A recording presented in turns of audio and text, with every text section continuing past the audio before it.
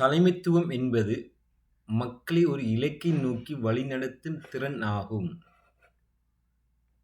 ஒரு நல்ல தலைவர் மற்றவர்களை ஊக்குவிப்பார் மற்றும் சரியான வழிகாட்டுதலை வழங்குவார். தலைமைத்துவத்திற்கு பொறுப்புணர்வுகள், தன்னம்பிக்கை மற்றும் நல்ல தொடர்பு திறன் மிக அவசியமாகும். மேலும் ஒரு தலைவர் சரியான முடிவுகளை எடுத்து பிரச்சினைகளை தீர்க்கும் திறன் கொண்டவராக இருக்க வேண்டும்.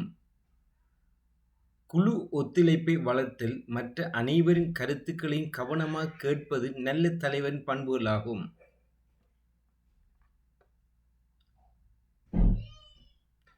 நேர்மை மற்றும் ஒழுக்கம் தலைமைத்துவத்தின் அடிப்படை அம்சங்களாகும்.